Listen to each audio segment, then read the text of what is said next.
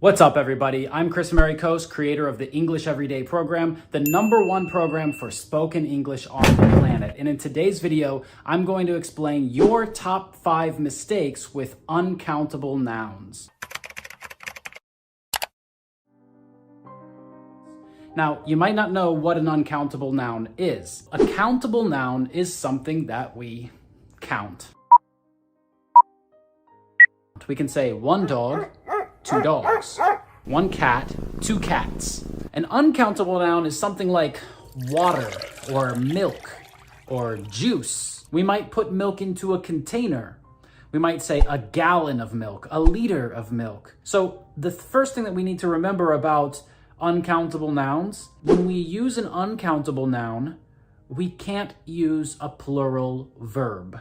That dog is big, right? So it's a countable noun and it's 1, so we use a singular verb. But if we see more than 1 dog, we say those dogs are big. We use a plural verb. But when we talk about uncountable nouns like water, there's no plural form. We always use the singular form. Okay, so let's talk about the top 5 mistakes that you probably make with uncountable nouns if you're learning English as an adult. The first big mistake that I hear people make with uncountable nouns is with the word advice. First of all, the word advices is wrong because advice is an uncountable noun. Well, in English, if we want to count it, we have to say pieces of advice. My father gave me 5 important pieces of advice. There's another word that we can use that's similar to advice, and it's countable, so it might be easier for you to use. And that's the word tip. Tip is like a quick, small piece of advice, and you can count it. My father gave me 5 tips. The second big mistake that I hear people make with uncountable nouns is with the word money. Oh, so many times I've heard people say this. They say, give me them. When someone says, give me them, I don't understand what they're talking about. I don't understand. Because them is something that's plural. Instead, when we talk about things that are uncountable, we have to say, give me it. Money is it, not they. Hey, where's my money? It is on the table. It's on the table. Pick it up. The third big mistake that I hear people make with uncountable nouns is with the word hair. Well, I just cut my hair right before this video, so I hope you like it. That's what they should say. They should say, I like your hair. They should never say, I like your hairs. When we say hairs, it means that we're trying to count them, right? Maybe you go to a restaurant and you say, excuse me, waiter, there's a hair in my soup. There's a hair in my soup, but I'll just eat around it. A hair. So yes, we can count hair, but when we talk about the hair on your head or the hair on your body, we use it as an uncountable noun because we're not counting all of those hairs, right? Your hair looks good. Looks. Because we have to use the singular form. The fourth mistake that people make all the time with uncountable nouns is with the word news. You know, like you turn on the TV, maybe the radio, and you read the news, you watch the news, you listen to the news. And if someone asks you, what's the news? And I can say, it isn't good. The word news is confusing this way because it has S at the end. Well, don't let that S confuse you. We have a special phrase that people say in English. They say, no news is good news, right? No news is good news. This means if you don't hear any news, any updates, it's good. And we have to use the word is here, not are. Why? Because the word news is uncountable. The fifth big mistake that people make with uncountable nouns is the word work. If you have 2 jobs, this does not mean that you have 2 works. So you just say, I have a lot of work. Here's what you need to remember about countable and uncountable nouns. Sometimes they don't follow the rules. Oh, no. Sometimes native speakers break those rules, and sometimes one word can be both countable and uncountable. You probably know the word work. like about a job. You have to work every day. Your work is fun or it's terrible. Hopefully you like your work. The word work can be countable if it has a different meaning. And usually we use it in the phrase, a work of art. If you have a famous painting like the Mona Lisa, you can say the Mona Lisa is a famous work of art. If you go to a museum, you might see many works of art. So usually that's what we mean when we use the word work, and that's why usually you should say work is. It is. My work is amazing. My work is so much fun. I love it. I get to teach people all around the world. I teach them about English. That's probably why you're watching this video on this channel. I teach them about business on other channels. I teach them about how to double their impact, influence, and income. I have a lot of programs and I teach a lot of people a lot of things. And that's why I love my work. And I hope that you found this video useful. And if you do, then feel free to go to my other channels too. Subscribe, click that bell notifications. And if you leave comments, I'm gonna read them and they're gonna help me understand what topics I need to make videos about in the future. Thank you so much for watching. Hey guys, Chris Americos here with another video for you. Today we're talking about nouns and verbs that have different stress. That's right, words that are spelled the same, but when it's a noun it has a different stress than when it's a verb. Let me give you an example just so you know what we're talking about from the beginning. Here it is. Increase and increase. You might be thinking, what? That's the same word! Yes, it's spelled the same, but the meaning is different depending on the stress. If the stress is on the first syllable of the word, it's a noun. If the stress isn't on the first syllable of the word, it's a verb. Now, usually we see this with two-syllable words. They come in a pair. One is a noun and one is a verb. But we need to remember that this doesn't work with all two-syllable words. We just need to remember which ones can be used like this. Another thing we should remember when we're looking at these verb and noun pairs is that in American English and in British English, sometimes they're pronounced differently. For example, the word address or address. Usually in British English, this word is pronounced address. And it's not important if it's a noun or if it's a verb. What's your address? He addressed the public. But in American English, it's different. For a noun, we say address. What's your address? And as a verb, we say address. He addressed the public.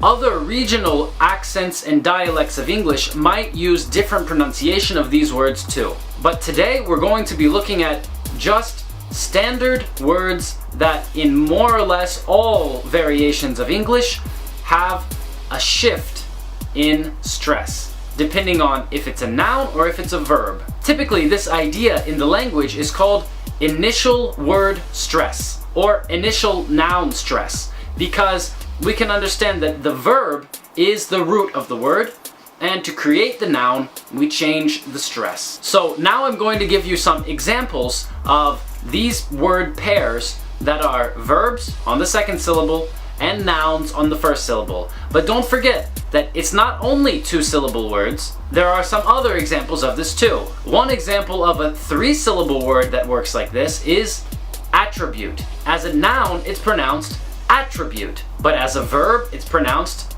attribute. Now, in this video, I'm not going to give definitions or explanations of every word because I think that's really boring and you can find them on your own in the dictionary. But if you have any questions about what the words mean that I use in this video, you can definitely leave a comment and I'll answer you. So let's get to it. As a noun, we say increase, but as a verb, increase. For example, there was an increase in the price of oil, but the price of oil increased. The same with the word decrease or to decrease. As a noun, combine. As a verb, to combine. For the rest of our examples, I'll just pronounce the noun on the first syllable and I'll pronounce the verb on the second syllable, but with the word to before it, so you know it's a verb. Construct, to construct. Contrast, to contrast. For example, in the phrase compare and contrast. Import, to import. Export, to export. Object, to object. Sometimes the difference between the two words is not only noun and verb, but might be noun and adjective. For example, as a noun, content, but as an adjective, content. Or an adjective, perfect, and a verb, to perfect. As a noun, insult. Verb, to insult. Adjective, present. Verb, to present. Noun, produce. Verb, to produce. Noun, project. Verb, to project. Noun, rebel. Verb, to rebel. As a noun, record. As a verb, to record. Noun, refund. Verb, to refund. Noun, subject. Verb, to subject. Noun, suspect. Verb, to suspect. Noun, upset. Verb, to upset. Or adjective, upset. I really hope that this helped you understand how to determine if a word is a noun or it's a verb, depending on the stress. Make sure you like this video, hit subscribe, and leave a comment down below. Until next time, it's Chris and Mary Coase. Hey guys, Chris and Mary Coase with another video for you. Today we're talking about nouns. What's a noun? A noun is a person, a place, or a thing. And today I'm going to tell you about 4 categories of nouns. You might be thinking, well, there's a lot of different types of nouns. How could they all fit into 4 categories? Yeah, there's different types of nouns, but today we're talking about 4. So the 4 categories that we're going to talk about are countable nouns, uncountable nouns, plural nouns, and collective nouns, or sometimes it's called group nouns. Probably the most common type of noun is a countable noun. Countable noun is, well, a noun that you can count. Duh. What does that mean? That means that you can say 1, 2, 3 of this noun. A good example of a countable noun is dog. You can say 1 dog, 2 dogs, 3 dogs. You can't do that with uncountable nouns. Uncountable nouns are something that is more abstract, or we use it for liquids and some other ideas. An example of an uncountable noun is water. You can't say 1 water, 2 waters, 3 waters. This has a different meaning than if you just say water. So you might be asking, what's the difference? What's the difference if I say water or 1 water? Here's the difference. When you say water, like for example, I drink water, this means that you're talking about a liquid in general, and you're not trying to count how much of this liquid you have, just water. But if you say 1 water, this means that this liquid is in a container. For example, a bottle. 1 bottle of water. Because bottle is a countable noun, you can say 1 bottle, and then you can say what liquid it is. 1 bottle of juice, 1 bottle of water, 1 bottle of Coke, 1 bottle of beer. Yeah, sometimes countable and uncountable nouns can be confusing. For example, the word fish. If you say 1 fish, then you're talking about an animal. But if you just say fish, then you're talking about food. If you go to a restaurant and you order fish, then it's clear that you want food, fish that you eat at a restaurant. But if you say 1 fish, you're talking about an animal. So you shouldn't say that at a restaurant. It would be kind of strange if you went to a restaurant and you said, I'd like 1 fish. They would bring you 1 fish on a plate and it would probably be alive. That's not what you want at a restaurant, probably. Any type of meat works the same way. For example, chicken. You go to the restaurant and you order chicken. I'd like some chicken, some beef, but if you ordered 1 chicken, then they would come out with a whole chicken, a live animal. That's not what you want. The word hair is uncountable. 1 hair, 2 hairs, yeah, that's countable. But usually we use the word hair as an uncountable noun. He has a lot of hair, not he has a lot of hairs. Think about the idea of countable and uncountable. If you say he has a lot of hairs, it means that you see every hair and you can count them. But usually when we talk about hair, we don't say this. We say he has a lot of hair, and it means all of the hair together. Another word that a lot of people make a mistake with is the word advice. Advice is an uncountable noun in English. That means you don't say advices. You can only say advice. He gave me some useful advice. If you want to make this word a countable noun, you should use a different word. You should use the word tip. Tip and advice are basically the same thing, but tip is countable. That means you can say, he gave me some useful tips.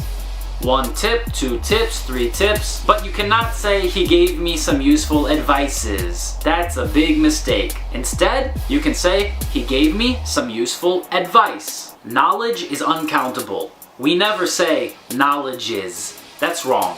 Another category of nouns is plural nouns. Plural nouns are nouns that are always plural and never singular. This doesn't mean that it's a countable noun. This means that it's a special category. A good example of this is glasses or jeans. You don't say, I have 1 jeans. You need to use another word to make this countable. For example, I have 1 pair of jeans. The word pair is countable, and when you put a countable word with this plural noun, then you can count it. So 1 pair of jeans, 2 pairs of jeans, not 1 jeans, 2 jeans. That's wrong. Some other examples of plural nouns are pants, shorts, trousers, scissors, but you never ask for 1 scissor. You should always ask for a pair of scissors. Nouns in the category of plural nouns usually have 2 parts. For example, shorts. You have part for 1 leg and part for the other leg. Shorts. And when you want to speak about them, you say 1 pair of shorts. Scissors. 1, 2. Glasses.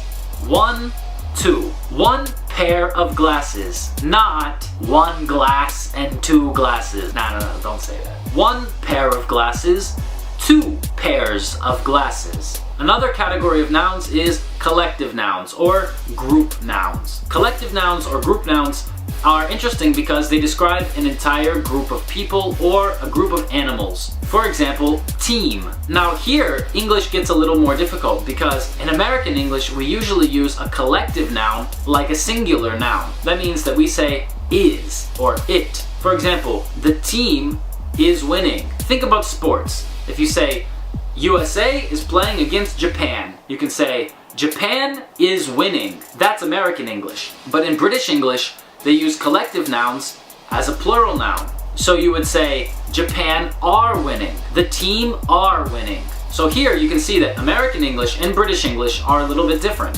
However, there's one exclusion to this rule. In American English, the word police is always used with are. The police are here, not the police is here. This is one exception to the rule of collective nouns. Maybe the difference between American English and British English in collective nouns is due to the fact that we think of these things differently. A team can be one collective noun, one collective idea. So the team is winning, we understand that this is one group that's winning. But in British English, the team are winning, because there are many people in the team. The team are winning, meaning all of the people in this team are winning. Another thing that a lot of people have trouble with is understanding how countable nouns can change to uncountable nouns, or how uncountable nouns can change to countable nouns. The example with water is good.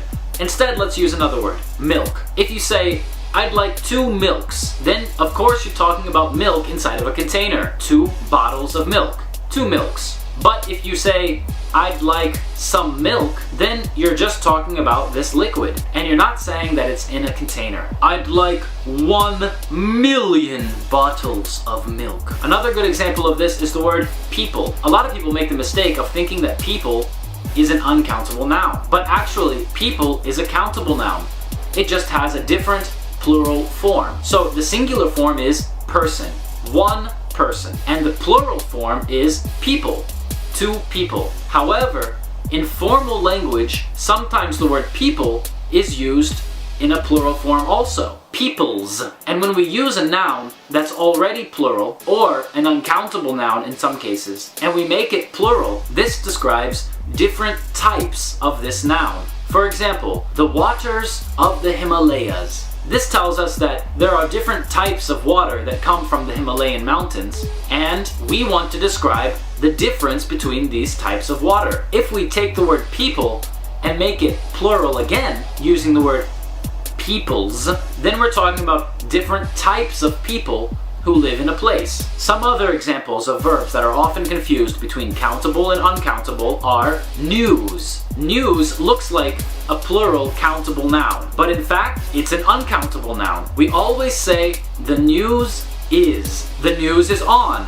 The news is terrible. We never say one news or two news. No, that's wrong. That's a mistake. Instead, you should say news is, because news is an uncountable noun. Abstract nouns are almost always uncountable. For example, freedom or love. We say freedom is great. Love is wonderful. We use is after these words because they're uncountable. I hope this video helped you understand differences between different types of nouns. Don't forget to like this video, leave a comment down below if you have any other questions about nouns, and subscribe to my channel for more videos like this.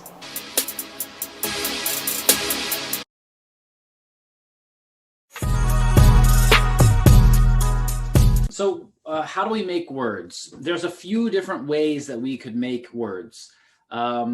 Most books or explanations talk about four main types, four main ways that we make new words. Prefixes. These are things that come at the beginning of the word, things that we add to the beginning of the word. Right? Like if we say,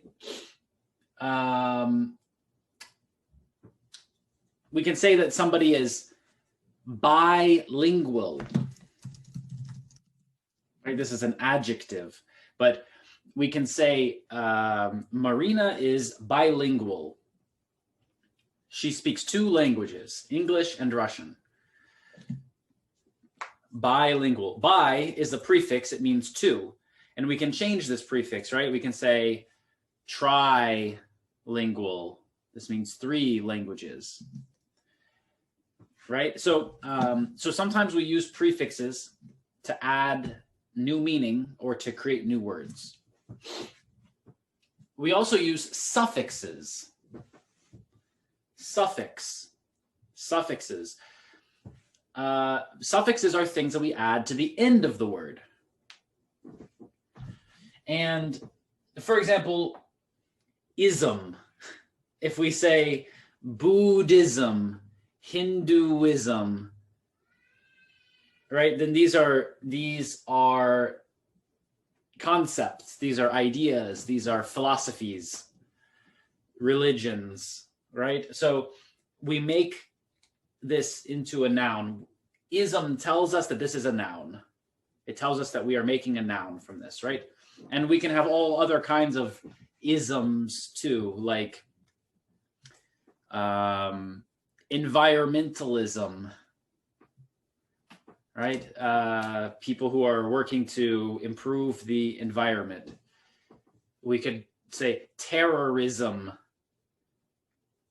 something connected to creating terror, right? So prefix and suffix, things that we add to the beginning and things that we add to the end. Next, conversions. Conversions are basic. This is when we convert a word. We have a word that's usually a noun, like text, and we change it into a verb. To text. Do you remember what to text means? It means to send an SMS message. To send an SMS message with your phone. This is to text. To send a text message. And for short, people say to text. I'll text you. Or everybody uses this one too, to Google. To Google, right? Google is a noun, it's a name, and people use it as a verb. Somebody says, "Oh, what's the capital of this country?" or what's the biggest city in this country? And nobody knows, and you say, "Google it." I'll Google it.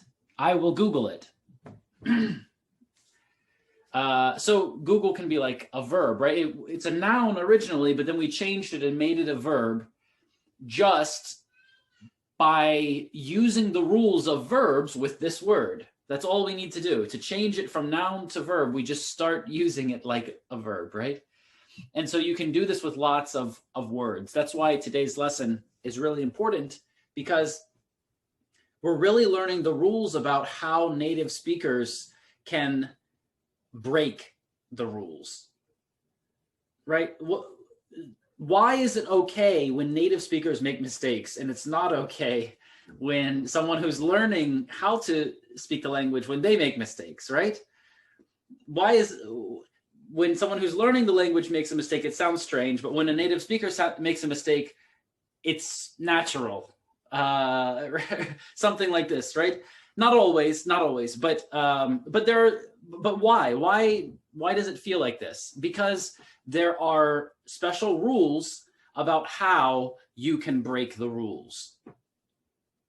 There are rules about how to break the rules, and this is, every native speaker uses these rules. They don't know it they don't know that they do this, but there's some kind of rule, and usually many jokes in a language are connected to changing the rules or making a mistake with a rule on purpose. And this will make some kind of joke or other meaning, right? So if we know how to create new words, then we know how to use this language a little smarter, right? So so this is one example, and we'll talk about a lot more examples too.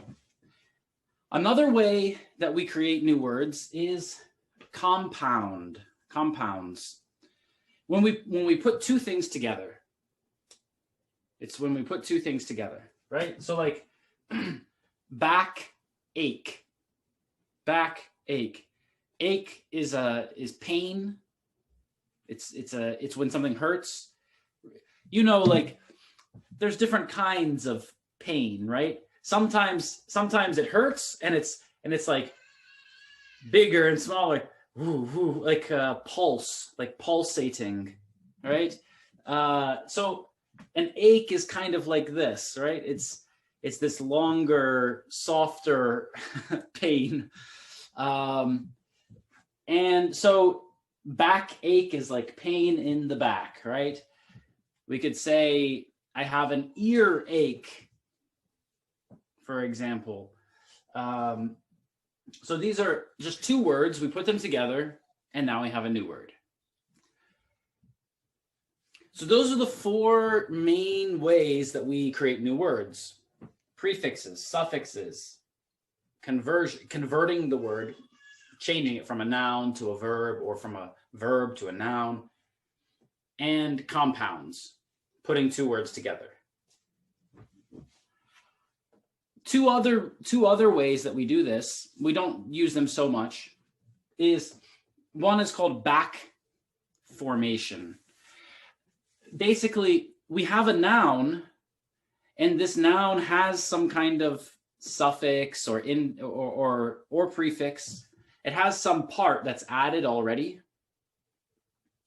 And we might take away the suffix and make a new kind of word. So, for example, we have the word intuition. Intuition. It's, maybe you know this word, intuition. It's a noun. It's when you know that something will happen. Like, maybe you're walking down the street and two men walk past you and you don't think anything, but your friend who was a police officer, he has a feeling, he feels like something will happen. He knows something is not right? So he has this special feeling. He has intuition. And so we could take the end of this word, intuition, and we could lose the end of the word and say to intuit something. To intuit something, to make it a verb now. So this is another way that sometimes people will do this. Or, for example, maybe you know the word enthusiasm. Enthusiasm. This is when someone is very excited, has a lot of energy to do it, right? They're very happy to do something. like, hey, let's speak English today. And you're like, yes, let's go. We can say you are enthusiastic to learn English. You have a lot of enthusiasm, right? And so an English speaker could take the end of this word, because it's just a noun, enthusiasm, and they could cut it and say to enthuse. He enthused the crowd, for example. So this is another way that someone might make a new word, right? Even if it's not a real word. This is why it's important to know the rules, because sometimes this happens with things that are not real, or with a new name of something that we only learn now, right? With coronavirus, this was a very interesting example, because many people needed to start talking about this in English quickly. And so we developed many different nicknames. And in every language now, there's some kind of nickname for this, right? There's COVID, COVID-19, Corona, coronavirus, the virus. There's a lot of different names, right? So this is also another way that we make new words, through abbreviation, right? There's the long name, and then we just make it short. Instead of saying that something is fabulous, you could say it's fab. People will understand. In the UK, typically you don't say. You can say he went to university, but you can also say he went to uni. He went to uni. In American English, we don't say it like this, but in British English, this is okay. And a very American English one is this one. Sup. This is what's up. What's up? Sup.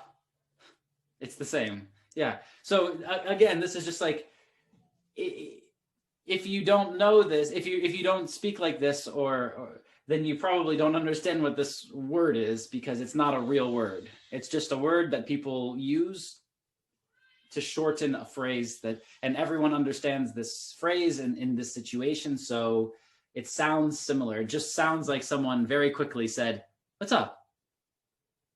What's up? Right. Okay, so these are some different ways that we make different words.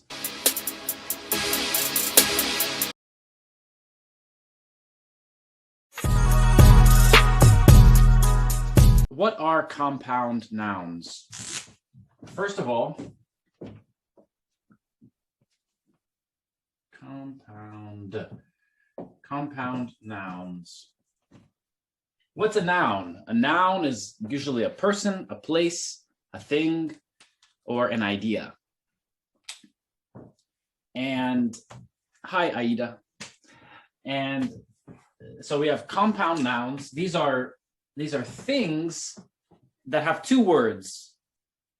Things with two words. We put these two words together, and this is a compound noun. So sometimes we have a noun and a noun. Sometimes we have a noun and a hyphen, and then a noun. And sometimes we have just a noun, and they are two different words, right? All three of these things are compound nouns. Anytime that we put two nouns together. I see an example here, underground, but under is an adjective, right? And underground is an adjective. Usually, we could say the underground, like the metro, the subway in London, right? That's the tube, but the underground is like the subway in British English, right? So that could be a noun. So, okay, some examples of a compound noun. English teacher. This is a compound noun, English teacher. Usually in a compound noun, the second noun The second noun is the real noun. And the first noun is like an adjective. It gives us some more information about the second noun. The first noun gives more information about the second noun. So if I say English teacher, then this tells you that I'm a teacher. It doesn't tell you that I'm English, right? Or that it doesn't tell you anything about English. It tells you something about teacher. It tells you what type of teacher it is. Another example is school bus. School bus. So what kind of bus? It's a bus for school, right? So this noun is not about school, it's about bus. And school tells us what type of bus. So with compound nouns, we have a pronunciation rule. This rule is correct about 90% of the time. So 9 out of 10 situations, this rule works. Sometimes it doesn't work though, but usually it does. The rule is that we stress the first noun. We stress the first noun. So we say English teacher, school bus, coffee machine, coffee maker, church leader. So like almost any combination of these words that you can think of, they work like this. Almost all. Let's see what else. Chocolate bar.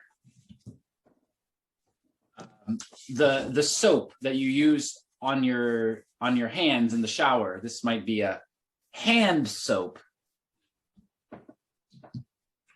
right? Or if we have to wear a uniform for school uniform. So it can be lots and lots of different things, right? Dining room, this is a good example.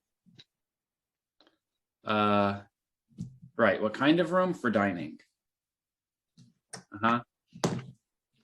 Great. So this is the main idea, the main thing we should remember when we are talking about compound nouns. There's not really a good rule for when we should use a hyphen and when we should have one word and when we should have two words. There's not really a good rule for this. Just some compound nouns are written with a space, with a hyphen, or with nothing. So we just have to remember those things. Like, for example, school bus, this is usually two words, but school boy or school children, this is usually one word. Why? I don't know. We just have to remember some of these things. Another thing that can be kind of confusing, Aida says eggplant. I'm not sure if this is, it looks like a compound noun, right? But I'm not sure because this is just one thing. So it's not like it's a plant made of eggs, right? Maybe it was a compound noun originally. Yeah, maybe. I'm not sure, but it looks like it too. And we pronounce it the same way, eggplant. Yeah. Great. So something that's confusing sometimes is when we should use a hyphen. Usually we use a hyphen to connect words that don't usually go together, especially if we have a long phrase of many nouns. Like, I can say, like, today's a great day. Today's a wonderful day. Today is a jump out of bed and enjoy life day.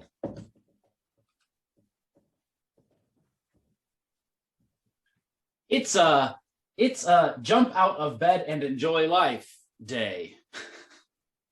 If we make a phrase like this, then we can use hyphens to put all the words together so it's one idea, it's one concept, right? And so now jump out of bed and enjoy life. This is like an adjective. What kind of day? A jump out of bed and enjoy life day. So typically we use hyphens for things like this, where we're putting these ideas together so that it's one concept, right? You probably remember talking about like a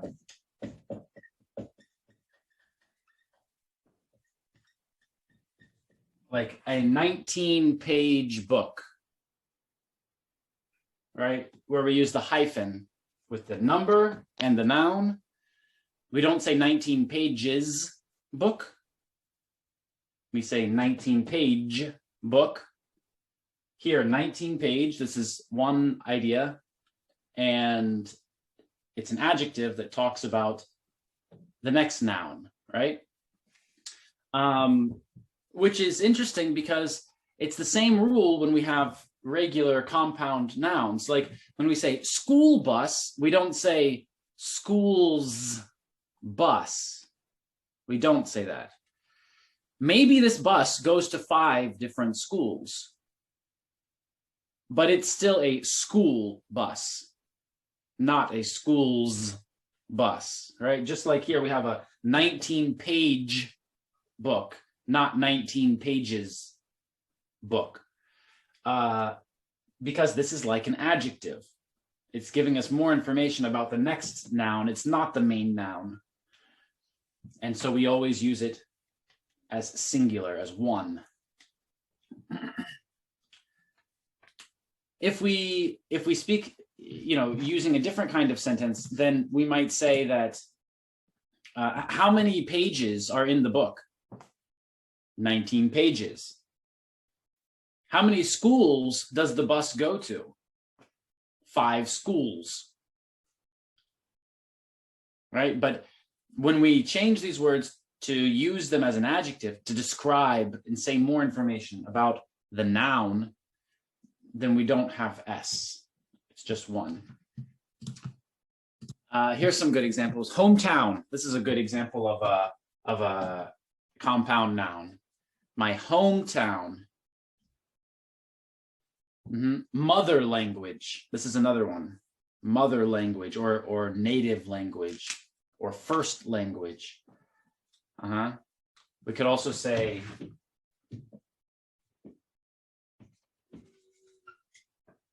mother tongue. To mean language. In most situations in English, we don't say tongue about language, but you can. But we don't usually say it. Let's see, another good one, social media. Social media. Is it the same thing? A 25-year-old woman. Yes. Like 19-page book, 25-year-old woman, right? Not years. But how many years has she been alive? 25 years. Because she's a 25-year-old woman. And we don't even have to say woman for this. We can say she is a 25-year-old. And person, we understand it's a 25-year-old person. So we can say, oh, she's a 25-year-old, so she doesn't know what happens when you're 30 or something like this. Or look at all these 25-year-olds. Hey everybody, Chris here from chrisamericos.com, where we help you level up and show the world the best version of yourself. And in today's video, we're going to talk about how to pronounce compound words in English. And I promise you, no matter what your level of English is right now, you will learn something new in this video, even if you're a native speaker. So let's go! Before we get started, let me remind you that it's our job to help you learn English and it's your job to subscribe. So make sure you hit that subscribe button right now. First of all, what is a compound word in English? Well, this is just when we take two other words and we put them together. It's not always two words, it might be more than two words. And there are a lot of rules about how we pronounce these words. But when you're learning the rules of a language, it's important to start by learning the basic rules and then learn the more difficult rules. And the basic rule of pronouncing compound words in English is about compound nouns. A noun is a person, a place, a thing, or an idea. And there's a rule about pronouncing compound nouns. Usually, we stress the first word. But there might only be one word because these two nouns are pushed together, and in that case, you just stress the first element, the first part of the word. For example, in the word sunrise or sunset, we always stress the first part of the word, sun, not the last part of the word, set or rise. So it's always sunset or sunrise, and it's never sunset or sunrise. This is a really easy rule to remember, and it's the first rule that you should think about when you see a compound noun. In fact, this rule works about 90% of the time, so it's a really good rule to know. We use it a lot. For example, with bus driver, school teacher, Papa Bear, computer desk, workspace, guest house, and the list goes on and on and on and on.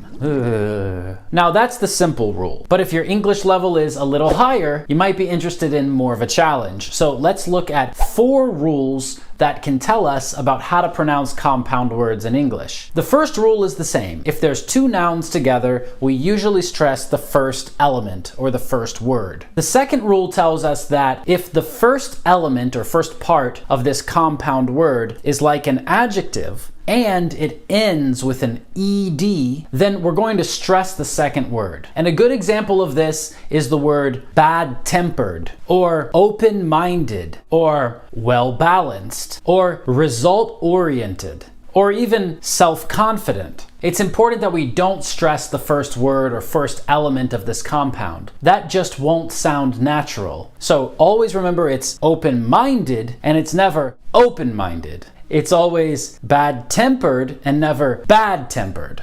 And it's always self-confident and never self-confident. But before I continue to the third rule, subscribe to this channel. And remember, sometimes the stress of the word will change in the sentence to show a special focus on something. So if we're discussing people who are open-minded and people who are closed-minded, then I might want to compare open and closed. And in this case, I might stress the word open in the word open-minded. And that will sound different from how we usually pronounce it. It will have a different stress because I'm focusing on one part of the word and making a comparison. So usually we're going to say, John is very open-minded, but if we're comparing open-minded and closed-minded, I might say John's very open-minded. Mike says, I think John is closed-minded. And I say, no, open-minded people do this and closed-minded people do this. You see, so when I want to compare the two things, I might stress the word differently because I want to make a comparison. Usually when we're speaking, we're going to follow these rules that we're talking about now. And that brings us to the third rule. If the first element of the compound is a number, then we're usually going to stress the end of the word or the final part of the word. For example, in the words first class and second class. And then if we add on another word like ticket, we can say he got a first class ticket. So now we shift the stress over to the word ticket. But if we talk about first class, like the area of the airplane that he's sitting in, we can say, oh, where's John? He's in first class. But if we talk about his seat, we could say he has a first class seat. And if we just talk about him as a person, we can say John is a first class guy, or he's a first class person. Another example of this would be the phrase 5-finger discount. This is some sort of idiom that means to steal something, to take it without paying. We can say John went to the shop and he got the 5-finger discount. It means he used his 5 fingers to take this thing and he didn't pay. He stole it. Again, the stress is on the final element of this compound. Rule number 4 is about compounds that act as adverbs, and they also get a final stress. Just think about directions on a map. Someone can go north or south, but they can also go northeast or southwest. And in these cases, we're going to stress the second part of this compound. We're not going to say northeast. No, we're going to say northeast. We might also use the word downstream, which tells us where something is in a river. If the water in the river is moving this way, then if something is downstream, it's near the bottom of the river. It's down the river. It's downstream. We can also use the word downwind. It means further away in the direction that the wind is traveling. So if the wind is going this way and something is here, we can say it's downwind. And the stress will be on the final part of this compound. Another example is he jumped into the swimming pool head first.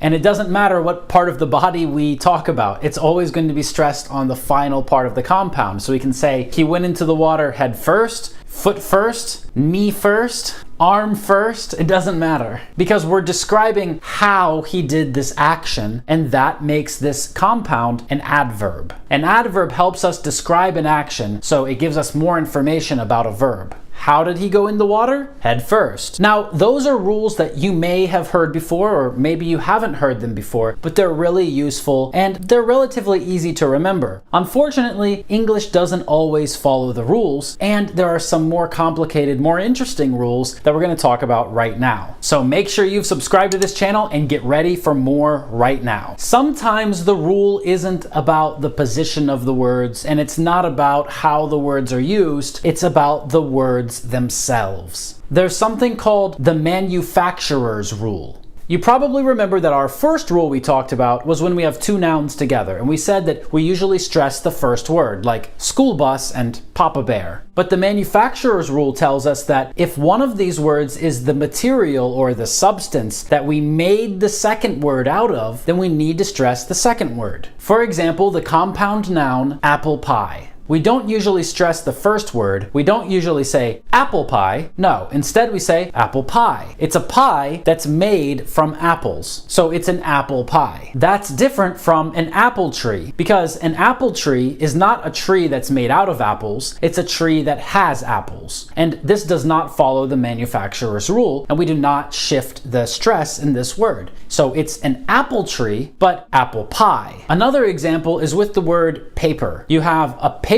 clip, which is a small piece of metal that holds papers together. So it's not talking about what something is made out of. The clip is not made out of paper. It's a clip for holding papers together. It's a paper clip. If we talk about a bag that is made from paper, then that's a paper bag. And you stress the word bag, not paper. So compare paper clip, but paper bag. Let's look at another example, this time with the word leather. For example, a leather jacket. Here, the jacket is made from leather, but maybe you have a different type of jacket. A jacket that looks like it's for a suit, but you can wear it without a suit. Maybe you just wear it with a t-shirt. This is called a sports jacket, or some people might call it a lounge jacket. No matter what you call it, you're going to stress the first word, because this is not about the material that it's made from. It's about the reason that you wear it, or the types of events that you can wear it for. You can wear it for lounging, you can wear it for watching sports, but that's not what it's made out of. It's not the material, it's not the substance. Okay, one more example of this. The word chocolate. We can say chocolate milk. This is milk that's made from chocolate. Chocolate is one of the ingredients. But if we have a company that produces chocolate or sells chocolate, then we have a chocolate company. Here we need to be really careful. If we say it's a chocolate company, then it's clear that this is a company that sells chocolate. But if we say it's a chocolate company, then this is a company that's made out of chocolate. And that's a funny idea to imagine. But every good rule in English has an exception, and this one has a few. There are some words that don't follow this rule, like juice, cake, bread, bar, and some others. So, for example, we would say orange juice. We would not say orange juice. So this doesn't follow the rule, and we just have to remember it. Or carrot cake, banana bread, chocolate bar. These are all exceptions to the rule, and every time that we use juice, cake, bread, and bar, we have to remember that that's an exception. Now, there's another rule here too, and this is about location, and that could be location in time or in space. Usually when one element of the compound is about the location, and usually that's going to be the first word, then the stress will be on the second word. And that might not be just where something is located or when something is located. It might just be that the word is connected to a location or has a location meaning. For example, Russian roulette, Turkish delight, Central Park, Silicon Valley. In all of these examples, we stress the second word. It follows the location rule. And this rule is different from the first rule that we learned at the beginning of this video, which is the simple rule about compound nouns that usually we stress the first word, right? Bus driver, Papa Bear. But Central Park and Silicon Valley. And you can actually see this rule in a lot of different compound words, like April showers. This is from the phrase, April showers bring May flowers. In both compounds, April showers and May flowers, we stress the second word. And this phrase, April showers bring May flowers, means that in April there's a lot of rain, so that in May there are more flowers. So it's a phrase to make you happy in April when it's raining.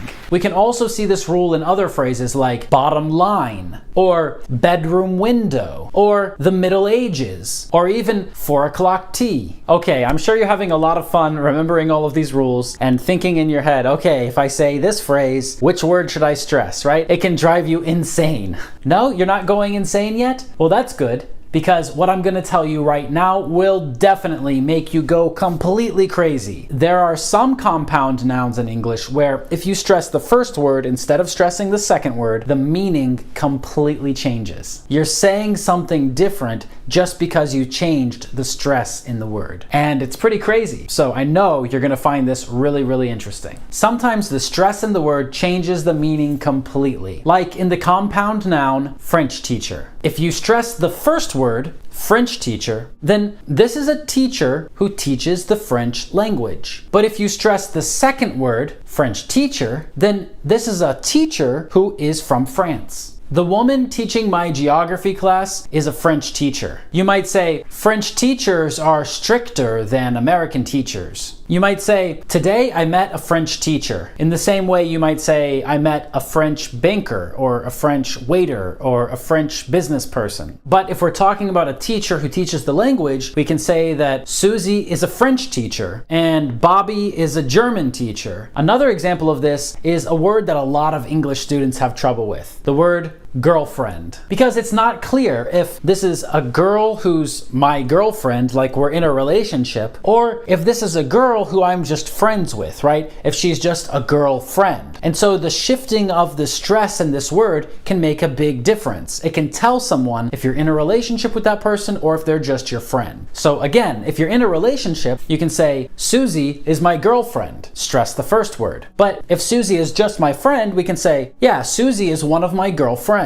Stress the second word. We're not in a relationship, we're just friends. Another example is grandmother. Now, this one isn't very confusing because we only stress the first word. We say grandmother. She's my grandmother. A grandmother is my mother's mother or my father's mother. But if we stress the second word, it's going to mean that this mother is just a great person. I have a grandmother. She's a grandmother. Grand means great. Today we don't usually say that, so this one isn't very confusing. But if you did stress the second word instead of the first word, that's what it would mean. Another example is woman doctor. If we say that someone is a woman doctor, it means she's a doctor who is a woman doctor. But if you say that she's a woman doctor, then this is a special type of doctor that helps women with women's problems. The kinds of problems that men don't have down there. Another example is English student. So if I say that you're my English student, then this means that you're a student who studies the English language. But if I say that you're my English student, then it means you're just my student and you're from England. What if I want to eat some ice cream and there's a color, orange, but there's also a flavor, orange, like the fruit, an orange. So I can say, I want orange ice cream, and that means that I want ice cream with the flavor of orange. Or I can say, I want orange ice cream, and that means I want ice cream that is the color orange. Another example, steel factory. Now, this is a factory, a place that makes something or produces something, and steel is a type of metal. If I work in a steel factory, this is a factory that makes steel. But if I work in a steel factory, then that means I work in a factory that's made from steel. This one follows the manufacturer's rule that we talked about earlier. Okay, let's look at another example, the word greenhouse. A greenhouse is a special building where we grow plants. We call it a greenhouse. Maybe I have a house and my house is green. Then I have a greenhouse, not a greenhouse. It's easy, right?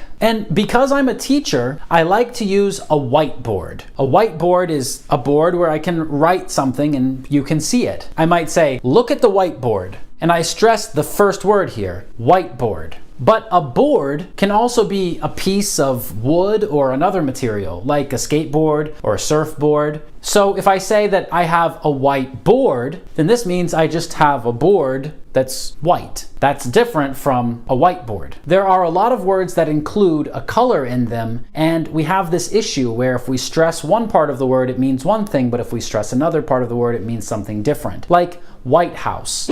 The President of the United States lives in the White House. We stress white in the White House. But if we talk about your English teacher, me, Chris, I live in a white house. My house is white, but I do not live in the White House. What if we talk about an animal, a bear? There's one special type of bear called a black bear. But some bears that are not black bears are also black, and we can call them black bears. So what's more dangerous, black bears or black bears? Let me know the answer in the comments below. Another example of this is the word wet nurse. A wet nurse is a woman at the hospital who helps feed babies when the mother can't feed them for some reason. So this is a special type of nurse, a wet nurse. But if we just talk about a nurse who jumped into a swimming pool, well, that's a wet nurse, not a wet nurse. Even the phrase, good job, can be a little confusing because if we say good job, stress on the second word, then this is a phrase that means you did something very well. But if we stress the first word, good job, that was a good job, then it's just about something we did that is good. Now, it sounds like it's the same thing. If we try to compare two things, Mike did a good job and John did a bad job. Good job, Mike. Do you see how the stress changed when I just wanted to say this phrase that means well done? Good job, Mike. You did a good job. So when we're talking about the specific thing that he did, it was a good job. But when I say it to him like congratulations, I say good job. And this is not only about 2-word phrases. It can also be about 3 words or more. For example, a mail delivery service. Is this a service that is about mail delivery, or is this a delivery service connected with mail? A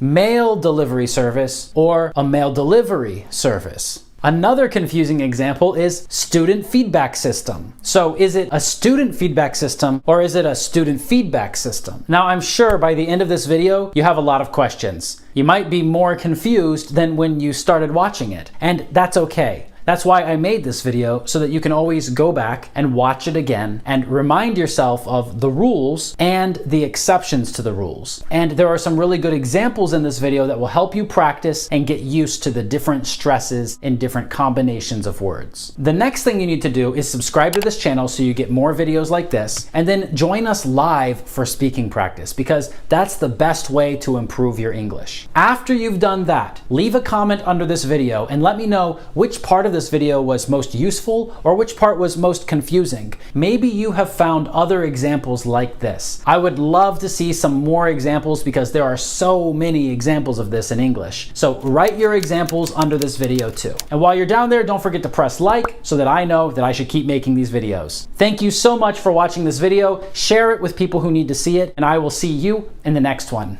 Bye-bye.